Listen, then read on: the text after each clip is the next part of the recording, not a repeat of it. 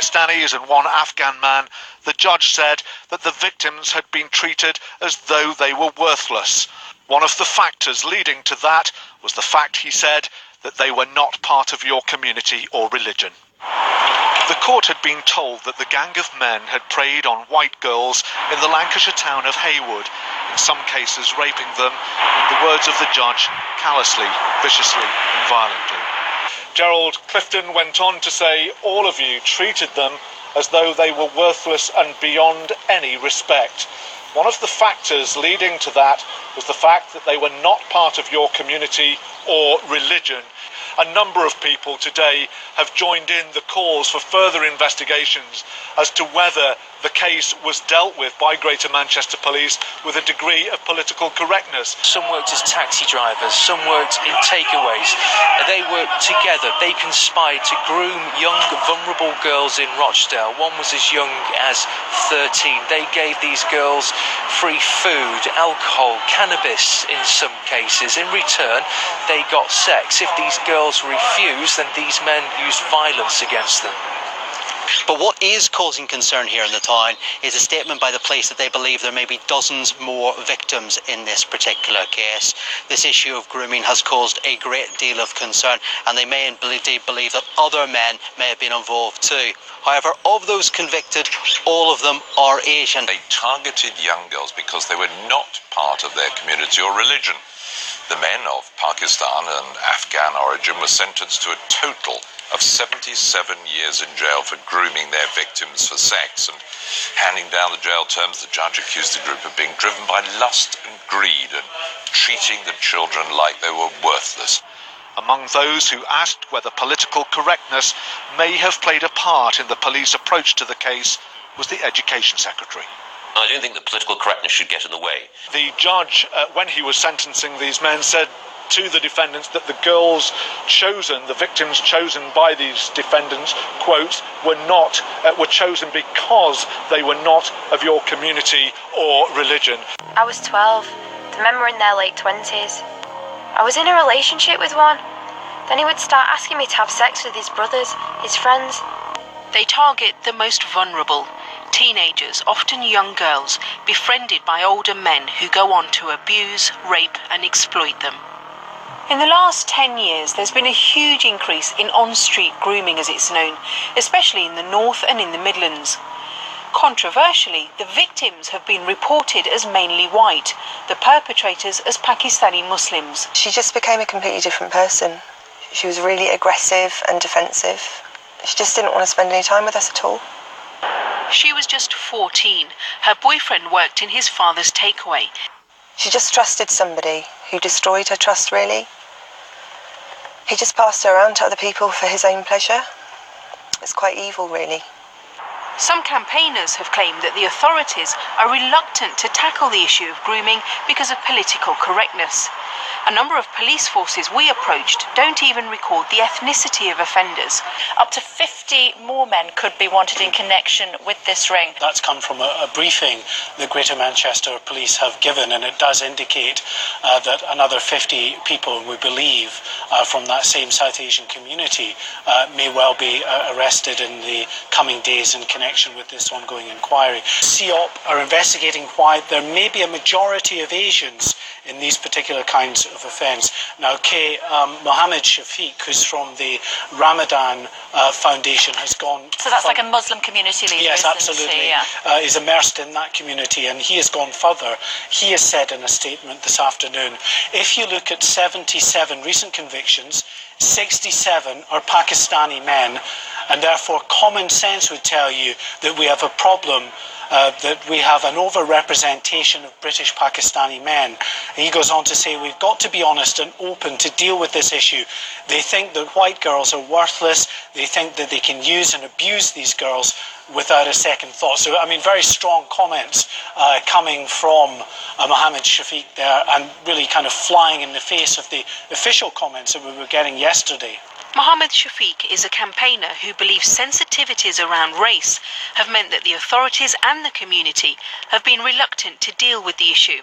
So in the community, they're married and they have children, which is respectability, but they don't want to mix that with their outside interest of child grooming. So they want to keep it separate, and that's why they think it's easier, because they can do what they like with these white girls and nobody will find out in the community.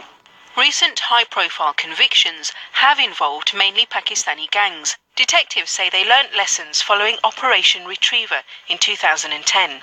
This footage shows members of a British Pakistani gang picking up young, mainly white girls. A subsequent review criticised care agencies for missing opportunities to protect the girls. We've spoken to this teenager who was just 12 when she was groomed. Whenever she ran away from home, she was offered somewhere to stay by a group of older men. There was loud music and there were drugs and everyone was laughing and joking. But they soon started asking for sexual favours in return for letting her stay. The other lads would ask me to do stuff with them, and I'd think, why is my boyfriend asking me to have sex with someone else? What the organisations who work with these girls are saying authorities need to take on board is that fundamentally this is about men raping and sexually abusing children, in this case as young as 13, in other cases younger. And that is what the authorities need to keep at the forefront of their mind if they're to make any inroads into tackling this problem. And what do you make of suggestions that there is, to a certain extent, a race issue involved in crimes like this? I know that in some parts of the country there is a racial element to this. I'm not going to deny it. So these children are really vulnerable, and we've let them be targeted by these very clever perpetrators. One little girl last week said to me, if the perpetrators can find us, why can't anybody else? And what about what they hear in court, these youngsters and these vile men saying that basically they're young girls, young white girls who are asking for it? And they're 14, 15. They might look as though they're mini adults, but they're children. Some of them have been leading very traumatised, very scarred lives. They're incredibly vulnerable. These people have sought them out like heat-seeking missiles and used and abused and thrown them away like commodities. We need to wake up to the fact that this is happening all over the UK today. Barnardo's is working with 1,200 children. It's just the tip of the iceberg. More arrests expected is what we're told. Well, certainly Greater Manchester Police have always thought that there were more men involved in this case than the 9 who were convicted and have been jailed today. Sources talk about as many as up to 50 suspects. These cases do highlight that Asian males have been involved in an organised manner in exploiting young women. The whole debate, I suppose, was prompted by a similar case in Derby last year when Jack Straw at the end of it said that there were some Pakistani men who saw white girls as easy meat. 77 years for 9 men at Liverpool Crown Court for the grooming of these white girls. We mentioned the fact that they are white girls and they are mostly Pakistani men, because Mohammed Shafiq, chief executive of the Ramadan Foundation, has said community elders are burying their heads over the issue, and it is a big ethnicity issue. You disagreed, I heard this morning. I don't believe this is a race issue. I think it's wrong to start saying this is the Pakistani community or members of the Pakistani community as someone who represents a constituency that is very diverse. 51% of my constituents are of Asian origin. Let us not dance to the tune of the BNP. Let us not dance to the tune of the BNP.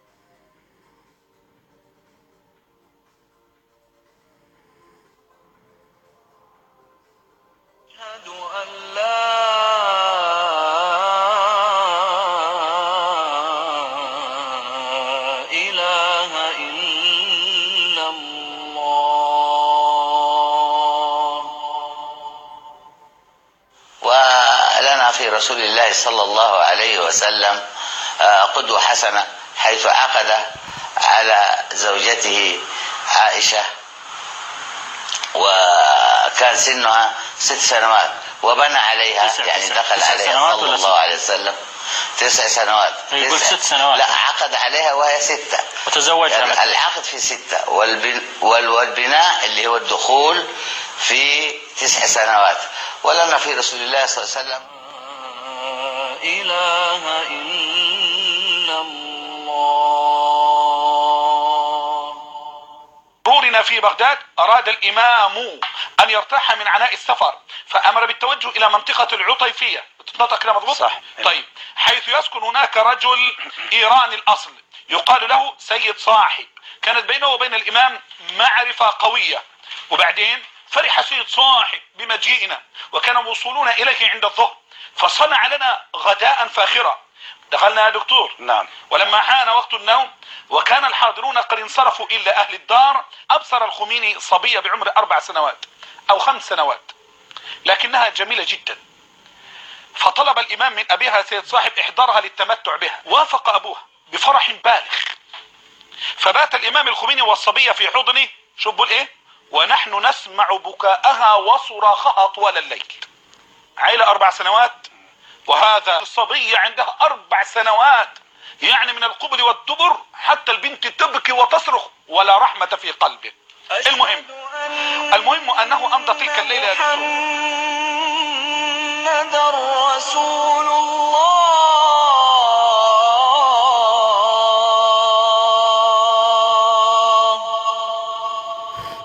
أشهد أن محمد رسول الله.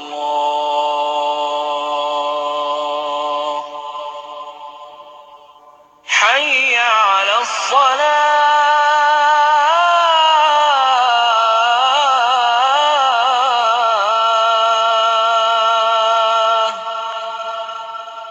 حي على الصلاة.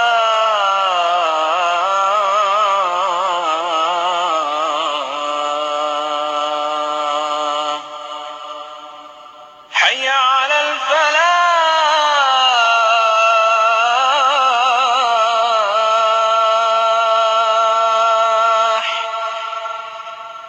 حي على الفلاح.